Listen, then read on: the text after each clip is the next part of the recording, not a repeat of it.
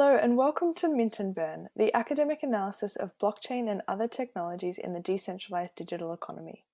I'm your host, Kelsey Nabin, and we are tuning in remotely from the RMIT University Blockchain Innovation Hub to bring you interesting guests, publications, and experts to test frontier ideas in these critical and emerging industries. This is episode number 3 of Mint and Burn, and today we will be talking to Professor of Legal Studies and Business Ethics, Kevin Werbach from the Wharton School at University of Pennsylvania, along with resident expert Dr. Chris Berg from RMIT University on blockchain governance and ethics. So welcome to each of you. Thanks for joining us. So diving straight in, Kevin, your headline book, which we were just reading the reviews, which say it's a revelation, talk about blockchain as a new architecture of trust. So in broad terms, what are the key kind of potentials of blockchain as a technology and risks as it relates to trust?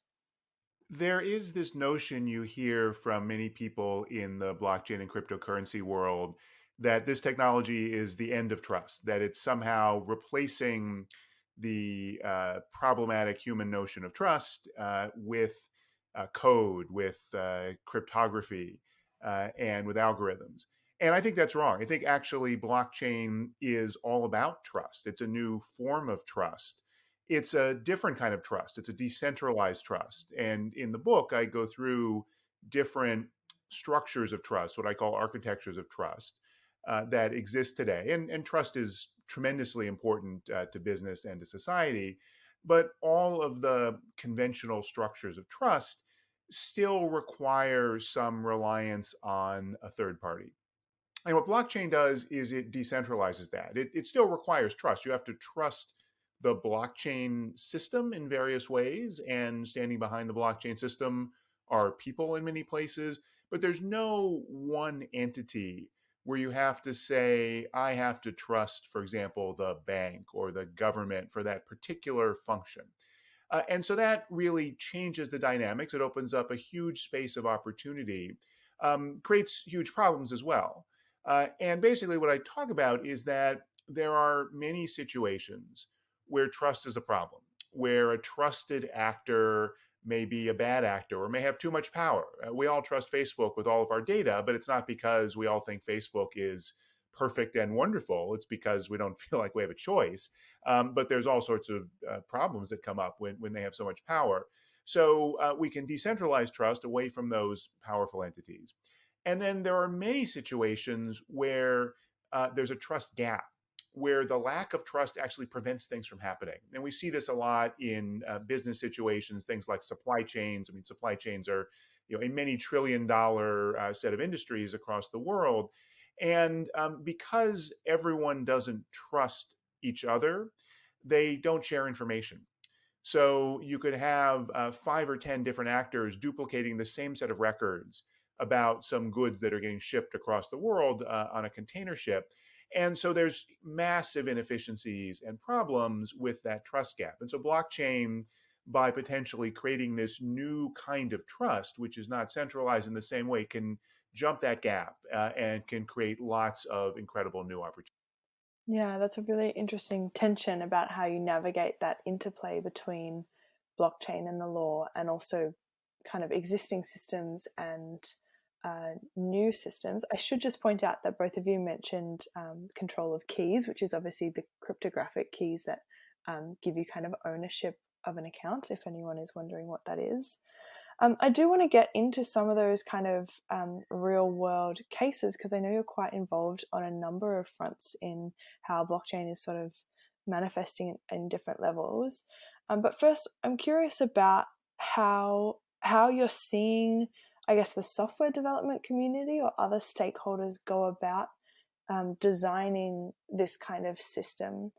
In your book, Digital Tornado, which was a great kind of survey of technology trends by some phenomenal authors, your chapter on blockchain mentions the idea of governance by design. Can you talk a little bit more about that concept and maybe that as a process? Yeah, absolutely. And this, as you noted, it ties it back to the larger debate about the internet. Digital Tornado was the title of a paper that I wrote when I was at the US Federal Communications Commission in charge of internet policy in 1997. And it was talking about how the internet was going to transform telecommunications and business in general, and all of these thorny legal and regulatory issues that would have to get worked through as a result of it. Very similar. And so in 2017, I hosted a conference on the 20th anniversary of that paper. It was really one of the first government white papers looking at the potential of the internet and trying to address some of the policy issues it raised. And so I was able to get together a number of wonderful, fantastic scholars from around the world to ask the question about, well, what had happened in the intervening 20 years. And what we saw was essentially that what you alluded to earlier, this vision of the internet would basically make legal concerns go away and would allow everything to be decentralized. The reality was the establishment and governments were in many cases able to exert control, and then this beautiful network that we saw also became a something that facilitated all kinds of harms, all kinds of problems, the manipulation and the abuses and the destruction of privacy and so forth that we've seen through social media and all of that. And so the book was looking at from the perspective of basically today, what do we do about that? And my argument in the chapter you talked about was that blockchain is the next stage. Blockchain is basically recreating this potential of the internet, but we have the same problem. We have this dream that it will be a self-organized, decentralized system, but that's not the reality that that's going to work. And so the argument that I make is that we need to think about governance. Governance is not government. Government is one mechanism of governance using the power of a state that has territory and the use of force and so forth. But governance is more broadly how organizations and entities make decisions, how they resolve conflicts, how they figure out what to do in difficult, complex situations. And that's always the challenge for blockchain systems. We've seen time and time again where blockchain networks have had to resolve these disputes. And typically they fall back on very ad hoc processes that essentially re-centralize, that essentially most of the time result in a small number of actors having disproportionate power. Well, so how do we get around that and avoid all of these catastrophes where the systems will fall apart if there's a hack or if there's a big dispute? And the point is, we need governance to be at every level of the system. The idea of governance by design is an analogy to privacy by design, which was first coined by Ann Cavoukian, who was the head of the privacy for, I think, the Ottawa region in Canada. She pointed out that privacy can't just be something at the front end. You can't just say, well, let's have regulations and company practices about collection of data. Well, no, because you may have appropriate collection of data, but then the aggregation and manipulation of data, the transfer of data to third parties, the security over the data, all of that might be the problem. What we need organizations to do is think hard about privacy, have practices and policies and mechanisms about privacy through every stage of what they are doing with data. And that was subsequently incorporated as a key element of the European General Data Protection Regulation. And it's now really understood as a foundational idea for privacy. I think we need something similar for blockchain with governance, that we need entities that are building blockchain systems. And I say that in a very general way. That could be companies that are building blockchains.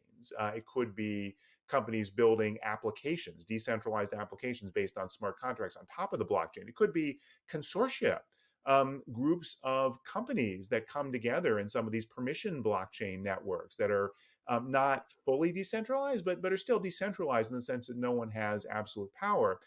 At every stage, all of those organizations need to be saying, all right, what are our governance mechanisms?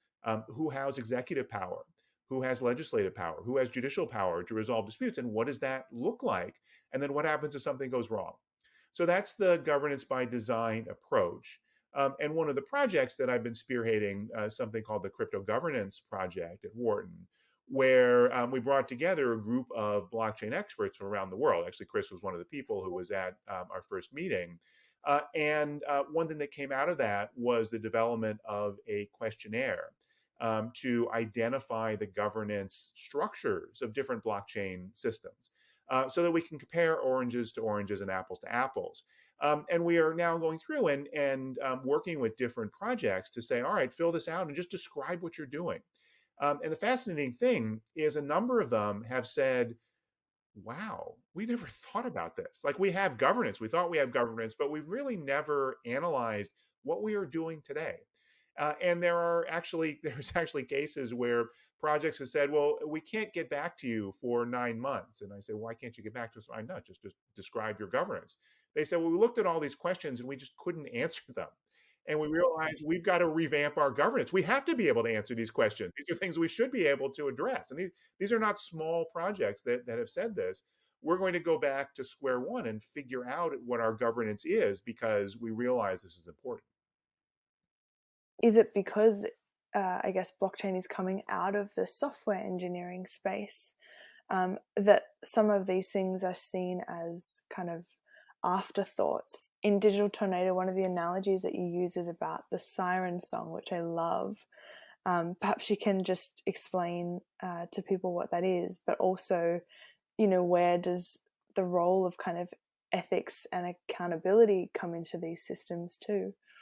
Yeah, so in Homer's Odyssey, the great classical Greek work, there's a scene where Odysseus or Ulysses, it comes to the area that's inhabited by what are called the sirens, these kind of mermaids, and they sing this incredibly enticing song. And the problem is, if anyone hears the song, they are just so overwhelmed. They have to go and hear what the sirens are singing, and they jump off of the boat and drown.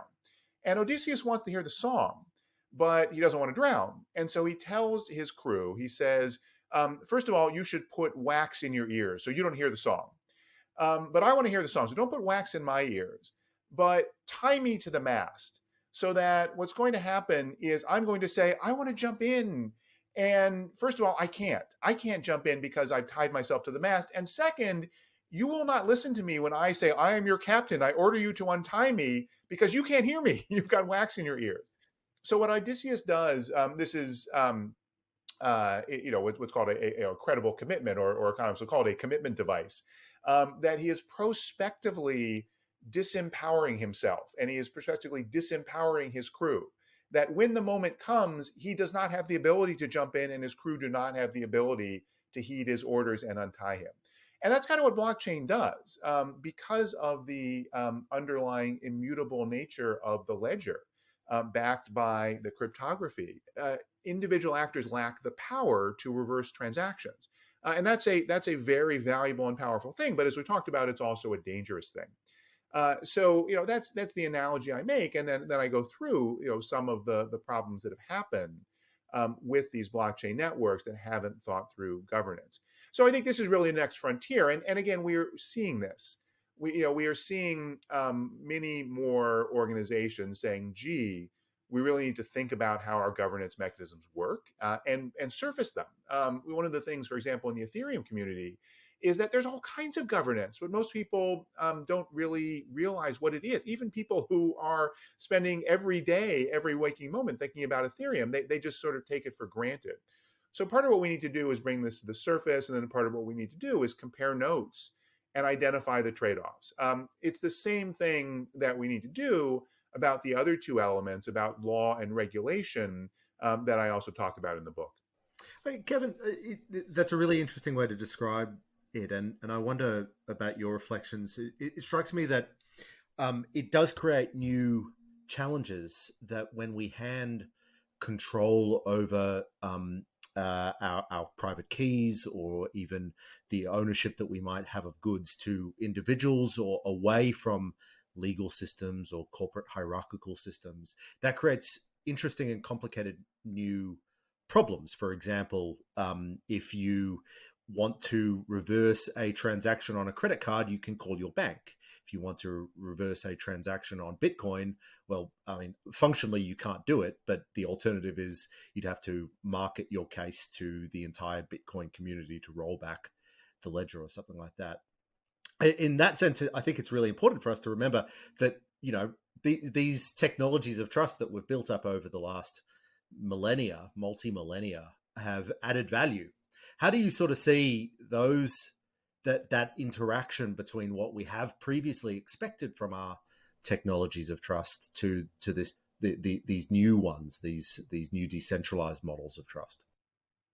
That's a really important point. And the argument that I make is that law, regulation, and governance are not in opposition to blockchain technology and the kind of decentralized innovation that it represents. They are actually necessary to fully realize the potential of these technologies. And one perfect example is the one that you gave, that if basically a transition to using a cryptocurrency like Bitcoin means that you can be your own bank, which means you are responsible for information security and key management at the same level of security as established financial institutions have decades of experience and experts and spend millions of dollars on. If that's the case, then that's what we've seen already, which is time after time, where even though the Bitcoin network is secure, people's keys get stolen and get hacked in all sorts of ways, and funds get lost irreversibly. So that's not a good outcome. That's not a trusted outcome. So, the law as well as governance mechanisms and regulatory mechanisms are good and bad. I'm not saying that all law is beneficial and all traditional governmental legal mechanisms are better than other mechanisms. But the idea is if there is a problem, then we need ways of solving it. And so, in the example you gave, it's true technically that you can't, without forcing a majority of the miners or convincing them to fork the blockchain or to change their software, you can't reverse the transaction on the Bitcoin network. On the other hand, if the issue is there's a transaction on the Bitcoin network or some other cryptocurrency network, and I can go into a court somewhere and say that was a fraudulent transaction, and I can identify the counterparty that engaged in that fraudulent transaction. I can get a court order that says they owe me the money back. And if I can enforce that court order, it doesn't matter what the Bitcoin ledger says. Now, the point is, it's hard to do that potentially with some uses of cryptocurrencies. But when you think about it, there's this assumption that it's all or nothing, that if we have decentralized blockchain type networks that have what are considered immutable transactions, then automatically every party is anonymous, every transaction is global, legal enforcement mechanisms are totally ineffective. Well, that's not the case. The reality is, while there certainly are edge cases, individuals and organizations who value tremendously the ability to be anonymous and have transactions be completely irreversible, it's actually a fairly small set of cases, especially once you exclude the ones where the reasons people want to do that is because they're engaging in illegal transactions. They want to fund terrorists, or they want to engage in sex trafficking or other sorts of things, or money laundering. That's not all of what people are using cryptocurrencies for. But if we put that aside and say, well, the whole point of this is not to allow that, we do have some cases like people in authoritarian countries who need to circumvent governments and so forth. But those are relatively small in the grand scheme of things. If we're talking about substituting for traditional finance, we're talking about trillions of dollars right now that are every month really flowing through these transactional networks. If we're talking about that, the entities, and I'm not just talking about the big institutional traditional entities. We're talking about the major entities that want to benefit from this. They want a system where if something goes wrong, there's recourse. And so they are going to want a system that is legally compliant. But we have room to debate what that system looked like and where some of the traditional laws may go too far and so forth. There's certainly, that's important to do. But the point is we need law and regulation and governance as a backstop, along with what blockchain and cryptocurrencies add, which is the value of enforcement through code, through the underlying cryptography. I mean, so that's an interesting thing. And as you were talking, there's a genre of thinking about the internet and digital technologies as as ceding its own ground, a place where the state doesn't exist. That's a genre that's not so popular anymore, but it was very popular in the 1990s and even early 2000s. And I know you've written a lot about that. But now that has been fairly roundly rejected. We know that the state governments, jurisdictions play a really important role in shaping the digital realm, in determining what can be done on and off the internet.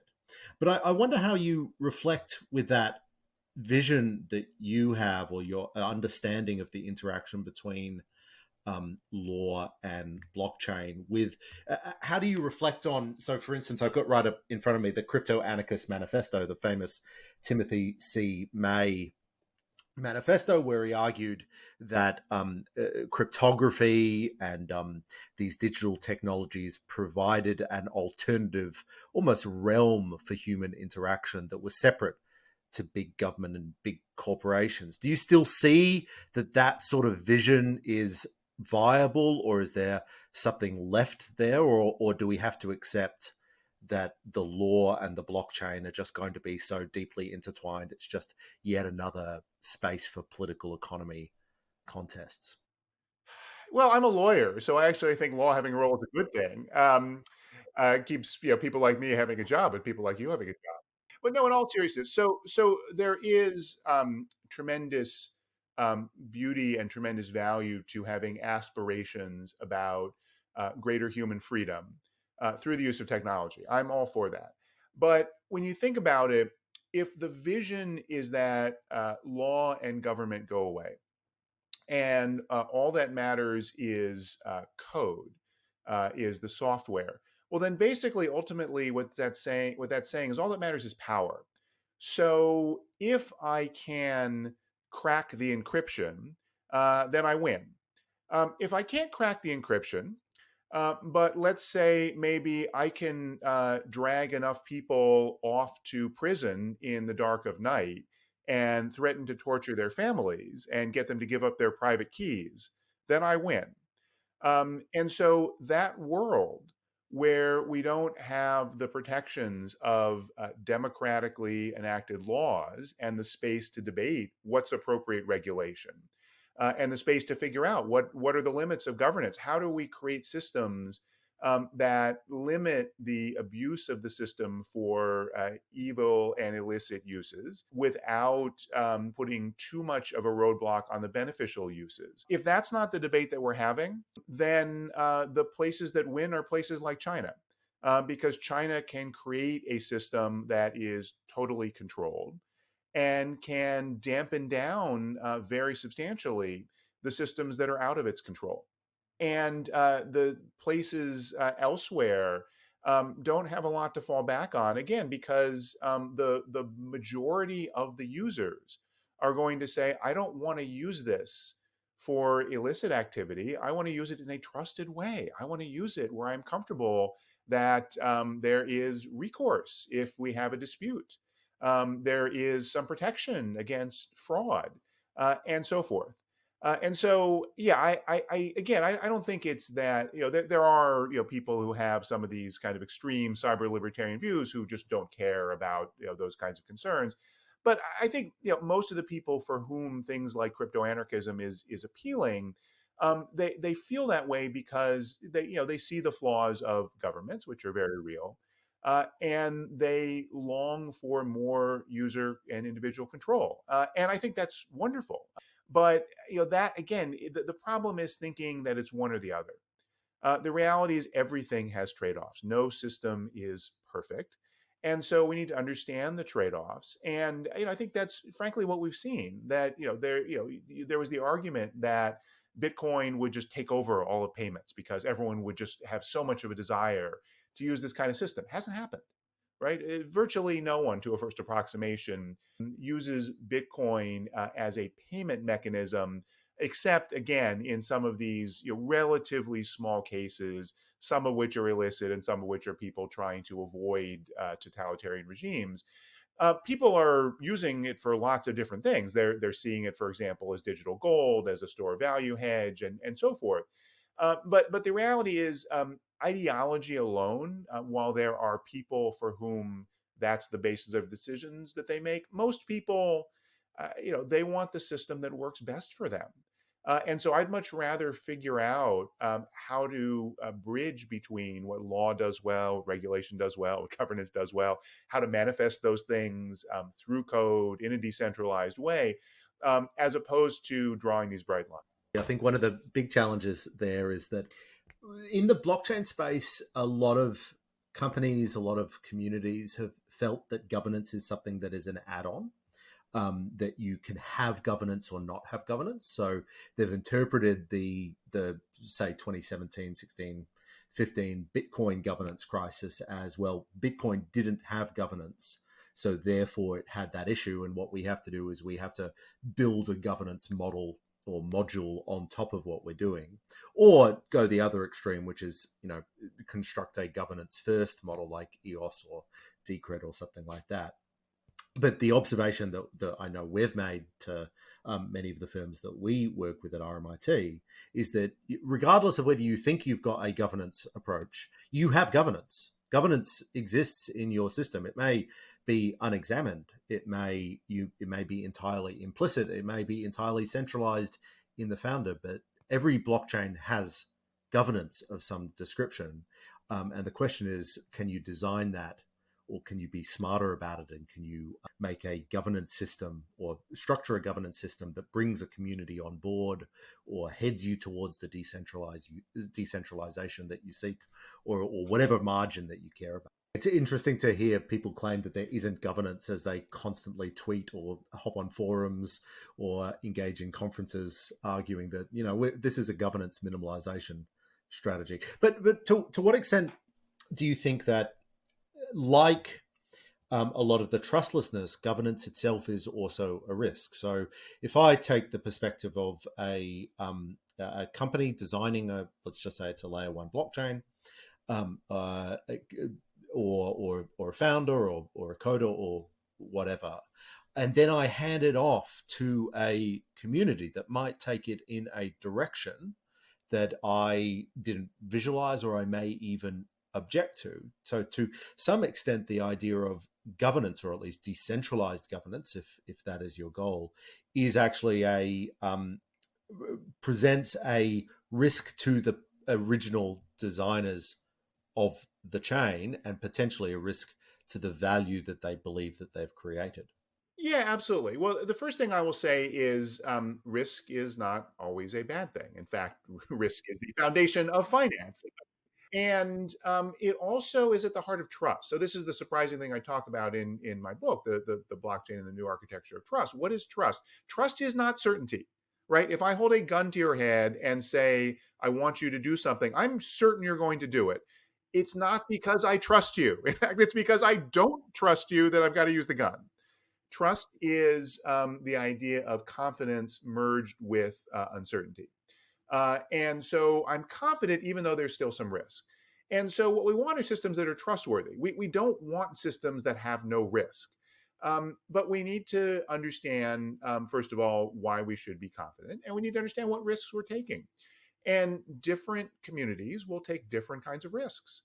Again, if I want to get together a group of insurance companies and build a decentralized system for insurance on a blockchain, my sense of risk and my sense of what the limitations are on that system, what it can be taken and used for outside of my initial scope, is going to be very different than if I'm building a general purpose smart contract world computer system.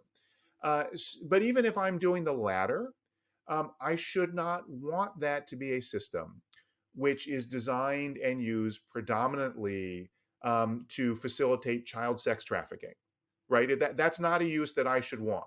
And if I am totally comfortable personally with that, then we, society, should say, no, we draw a line to say there are some things that are not legitimate.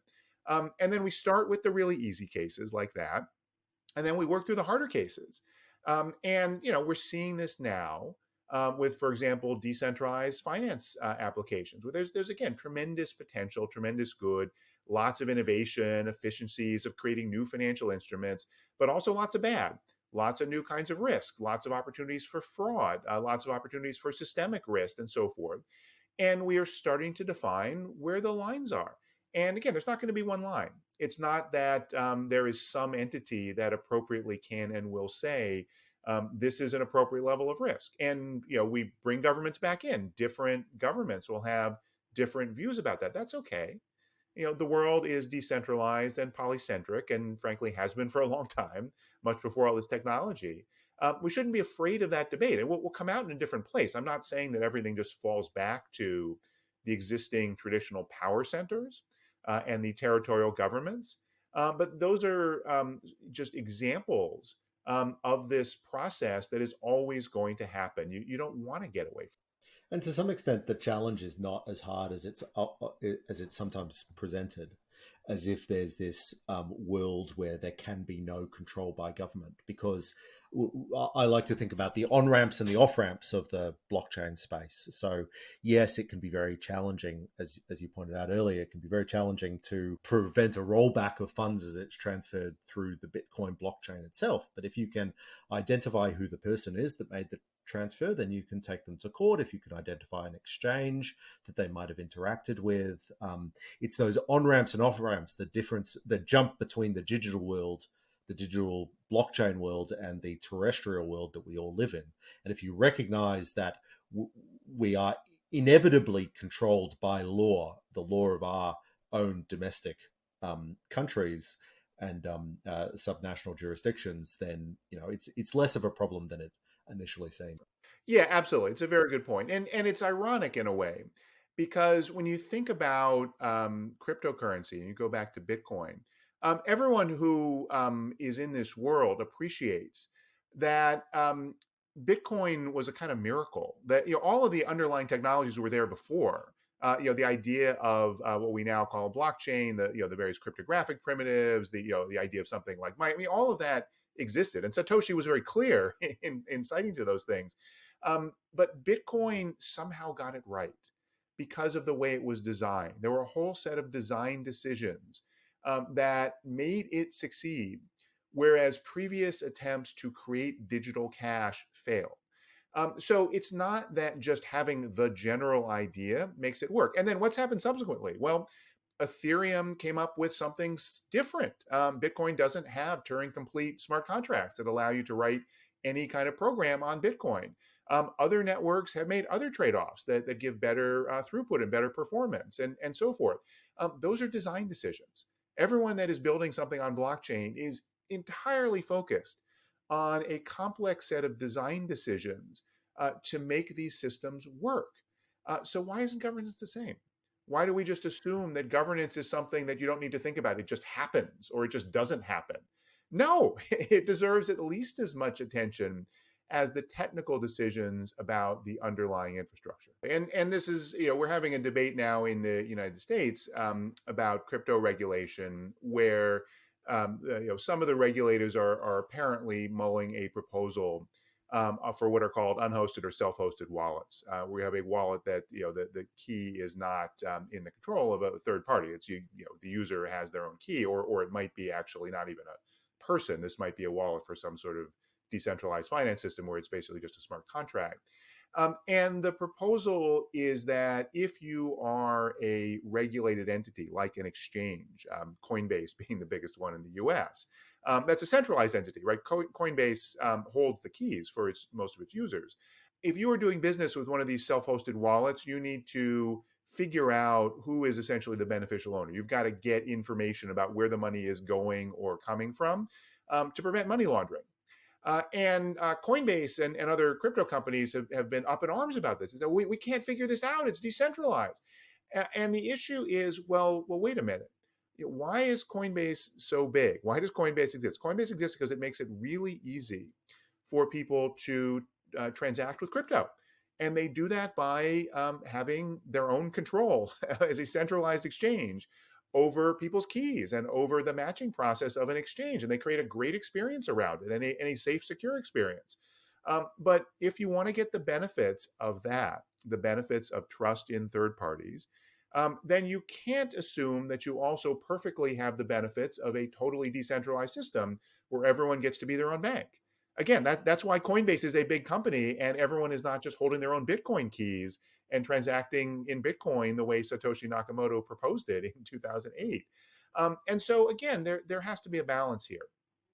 And I don't think that should be a fundamentally scary thing. I think it's very legitimate for advocates of crypto to say we can and should move that balance more in this direction of user empowerment than we have had historically because of the capabilities of the technology. Absolutely. But again, governments don't exist to hurt people and to exert all of their power. At least most governments that I've encountered, they exist for collective goals. And again, we should have that debate. And in the end, the systems that will be successful, if we are thinking about blockchain networks that are going to have millions and billions of users and doing billions and trillions of dollars of transaction, which I fully expect we will, then those are going to be systems that have to interface with governments and have to interface even with private actors who are asking the question, where should the boundaries be? And where do we make trade-offs in terms of ease of use for end users, for most end users, vis-a-vis more control? And where do we make trade-offs in terms of systemic risk and so forth? I've traveled a lot in China around and visited a number of blockchain companies, and that's absolutely right. But it does strike me that there's almost a parallel blockchain industry in China, one that doesn't deeply interact with the blockchain industry that we're more used to. Innovations happening in parallel rather than collaboratively, and to the extent that there's a balkanization of the internet as a result of geopolitical changes, I wonder to what extent will there and is there a balkanization of the blockchain industry, this utopian vision that we've all signed up to in some way and on some margin. Oh yeah, it's the same old story. It's exactly, as people like me who were in the U.S. government 20 years ago were supremely confident that there's no way China could not join the internet and open up, right? Because there's no way you could build a something like a great firewall, that would cause the packets to stop at the border. And guess what they did? And not just them. And we should understand what that means. Now, on the other hand, there's lots of interoperability and there's lots of interaction and interdependence. Same thing with blockchain. But a lot of what China is doing is not just the regulation, but is also the stimulus. They are saying, we believe this technology is the future. It's part of what they call new infrastructure, is one of the foundational technologies for the 21st century that they are making deep commitments to. And they are telling the private sector and local governments, you should figure out, where can you use blockchain? Where is there potential of cryptocurrencies to facilitate transactions and systems?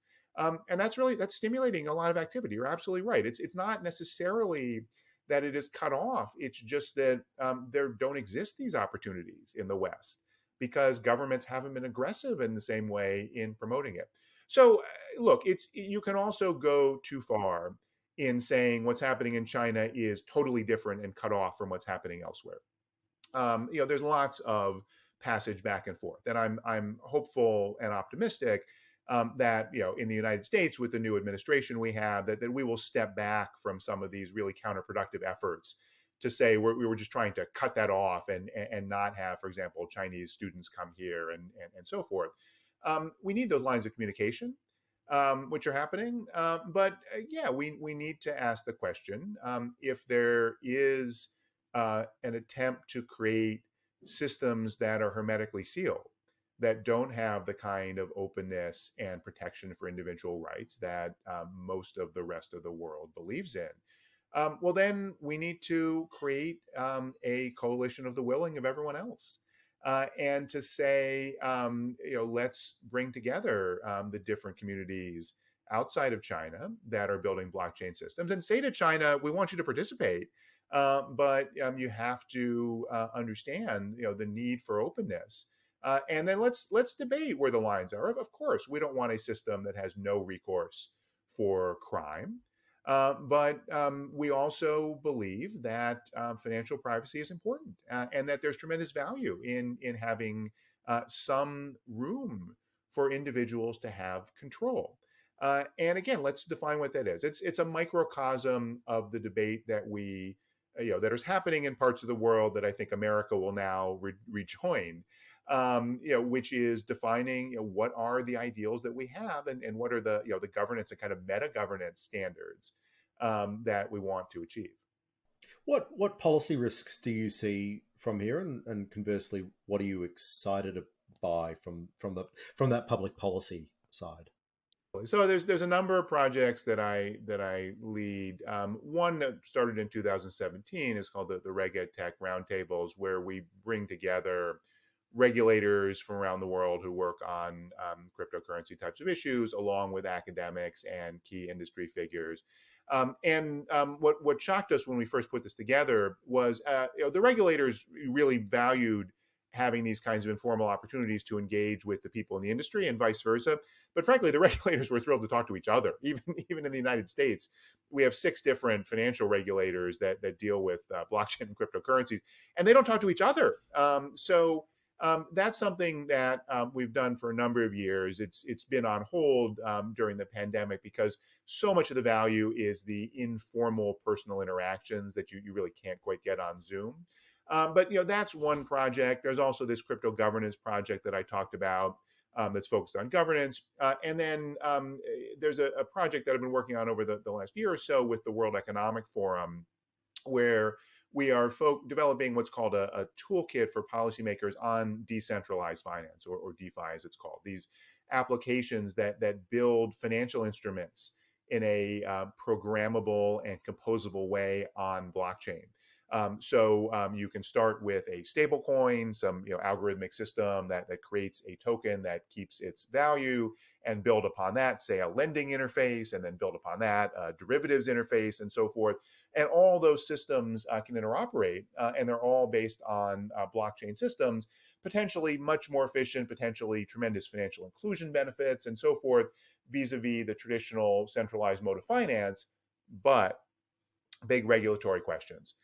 How to deal with issues of fraud, how to deal with issues of money laundering, how to deal with risk issues. We've seen a lot of cases where these things are hacked, or we've seen cases where there are exploits, or seen cases where there's surprising interactions between the different components that then create new kinds of risk that haven't been anticipated. Very much like what we saw in 2008 with the financial crisis, where no one quite realized the interaction of these different systems.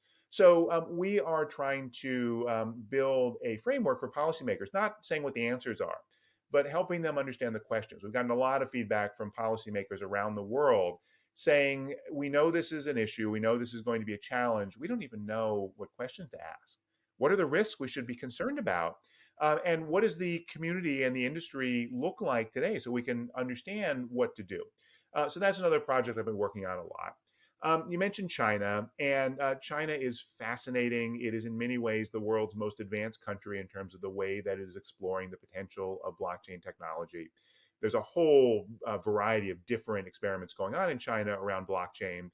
There's one that doesn't get enough attention elsewhere, called the Blockchain Service Network, which is kind of an interoperability and development network that wraps around different blockchains.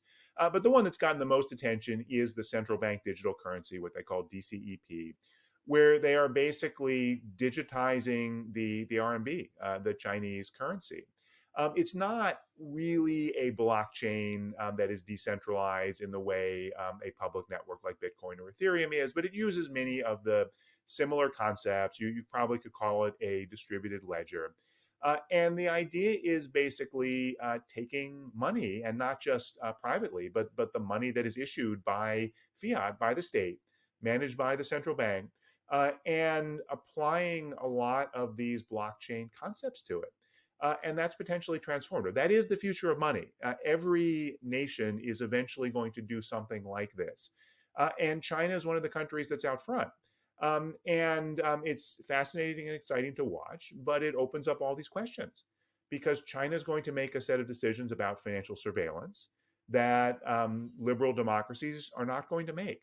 And China is going to make a whole set of other decisions that we might not be comfortable with, and we might not be comfortable with the RMB being the spearhead that countries and private companies around the world look to when they want to have the advantages of a potentially global distributed digital currency.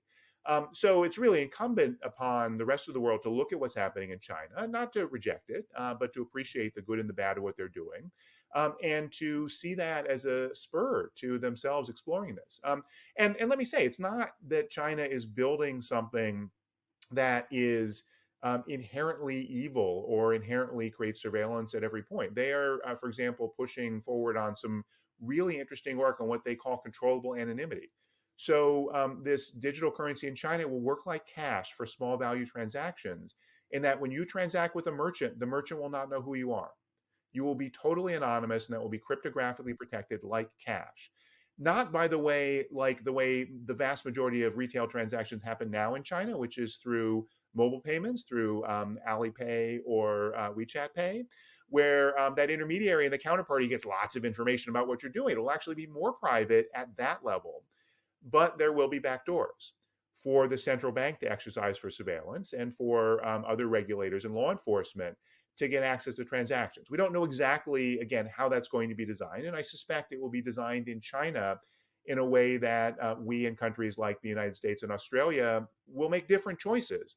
But we got to make those choices, and we've got to have those choices out in the open if we're going to have a competitive system. So you've done this transition a little bit already for us, but you've been involved in internet policy and telecommunications policy since at least the 1990s, as I know. And we're at the. I'd be interested in your reflection on what you expect from the Biden administration in January, and additionally how you would assess the Trump administration on the specific area of blockchain and cryptocurrency. So there really is no Trump administration. There are a whole bunch of people doing things. Many of them are doing the best they can at the staff level, and then there's a Twitter account.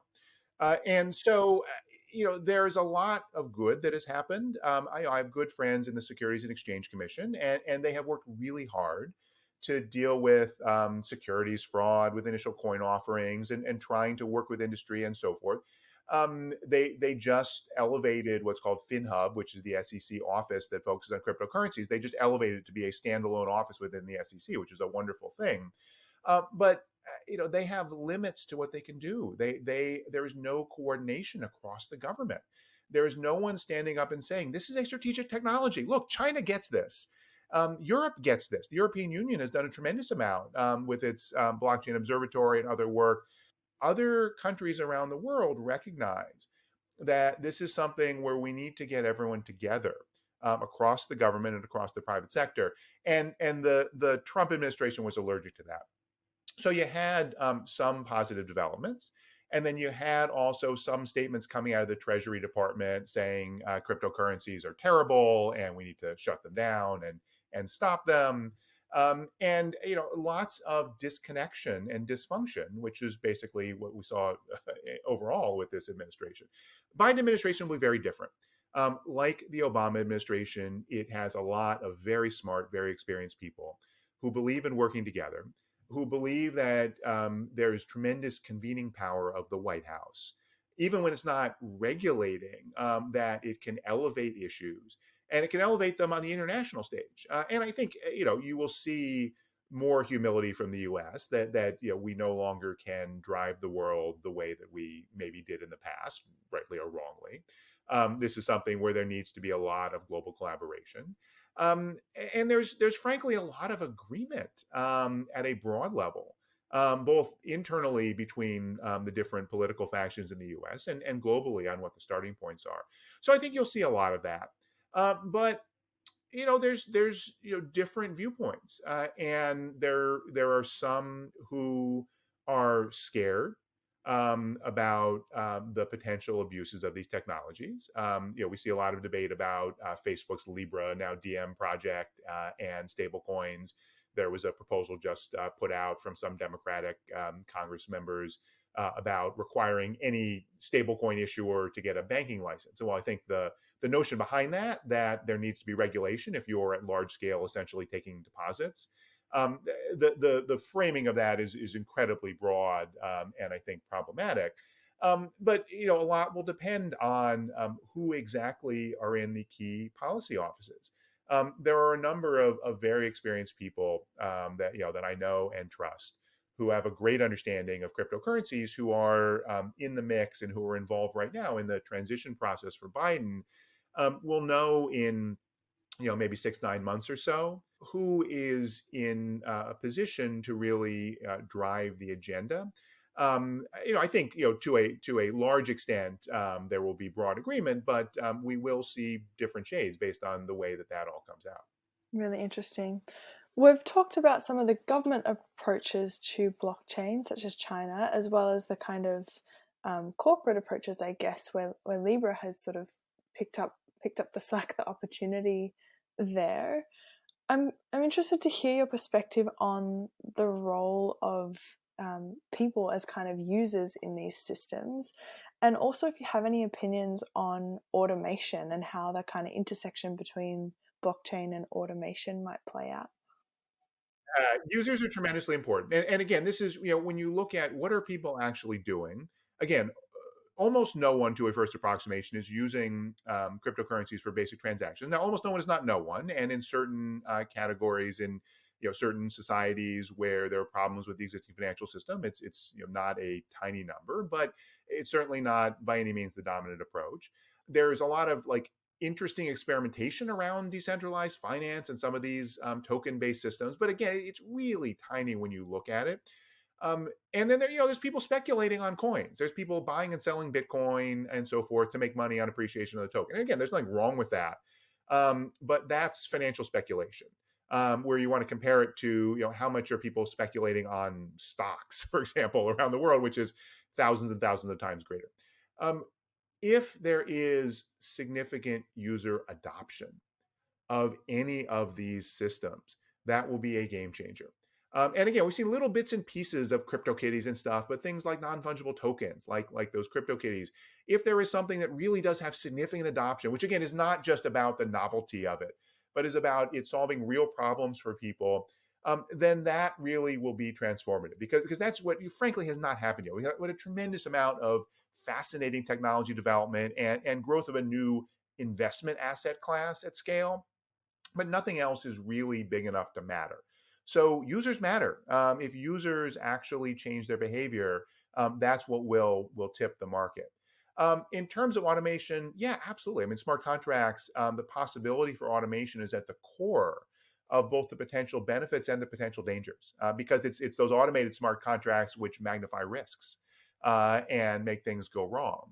So yeah, I think that one of the great challenges that we face around the world is the question of regulation of algorithms and regulation by algorithms.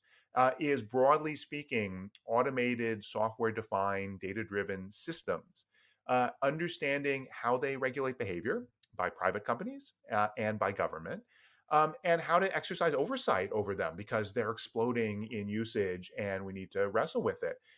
And again, to go back to China, to me, and some of the other work I've done, I've looked at the social credit system in China, not a blockchain-based system, but this overarching set of systems that are about monitoring and integrating data and providing feedback and incentives around behavior in all kinds of areas.